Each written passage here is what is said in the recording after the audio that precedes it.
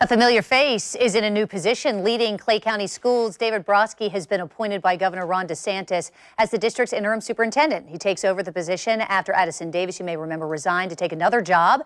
Now, the change was made official Tuesday when Brosky was sworn in during the annual State of the Schools address. Mr. Brosky joins us here this morning on The Morning Show. Good morning. Good Congratulations. Morning. Thank you so much. Thank you for being here. Of course, you still know the route to get to school and get to work because you've been working in the district for 30 plus years, working as the assistant superintendent since 2015. So is your anticipation that you're going to kind of follow the norm, or are there some things that you'd like to change? Well, I tell you what, I've been so blessed to have a 30-year career in Clay County, starting off as a teacher, a coach, an assistant principal, a principal at 3 different schools, a junior high school, 2 high schools, an assistant superintendent of human resources, and now interim superintendent. So certainly I'm a familiar face to Clay County, and I look forward to serving the students of Clay County as interim superintendent.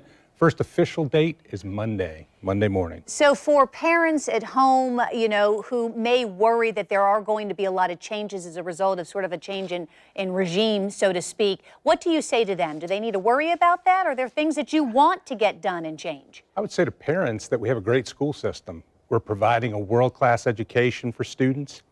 Our school district has gone from being 20th to 8th in student achievement, so we're in the top 10 of all counties within the state of Florida.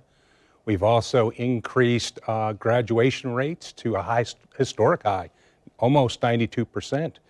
We've increased or eliminated the gap between African American students and white students for graduation. At this time, African American students actually graduate at a higher rate than our white students. So I'm very proud of that fact. We're going to continue to work on college readiness.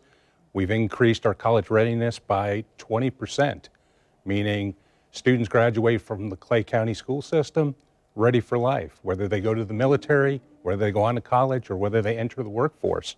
Students are prepared, and we plan on continuing that. We are on an upward track, and we're going to continue to do that in the Clay County School So District. it sounds that because of the successes that you've had, that it's really kind of going to be status quo now until perhaps the election. That said, how would you describe how things are going with the new school police department? New school police department's doing excellent. One of the things that the police department does is create connections with students, connections with the community. They're ingrained in what we do. It's been an excellent transition to the police department. Chief Wagner has done an excellent job of hiring highly qualified, skilled officers to be in our school, to develop those relationships, protect our students. There is no doubt when Stoneman Douglas occurred, it created a new environment within our district. And our number one priority is, of course, student safety. We want students to be safe. We want students to have a successful educational experience. And our new police department is a vital part of that. We know that all of Northeast Florida is growing, quite frankly. Same for Clay County. Can you kind of walk us through, when you look at the next maybe couple of years and new schools and growth, and how the district will handle that? Yeah, we're estimating approximately 5 new schools will be necessary within the next 10 years as a result of primarily the Outer Beltway being constructed. It's my understanding that the timeline on that for the Shands Bridge portion of that has been moved up to 2022. I think once that occurs and that the byway is put in, I think it's going to create great economic development in Clay County. I think there's going to be a population boom, and I think there's going to be the need for new schools to be built. Are you planning on running for superintendent?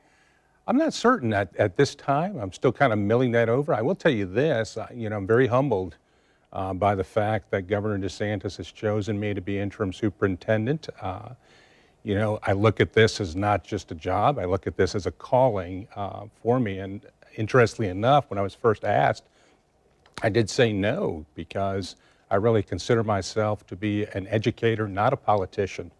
But I'm going to weigh all of that within the next couple of days. I'm humbled by the support of the school board, support of the business community, support of the teachers and the people that work within the school system, and I'll have to make that decision at a future date. Interim Superintendent David Broskie joining us here on The Morning Show. Thank you for being here. Do appreciate it. Hey, thank you so much. Bruce?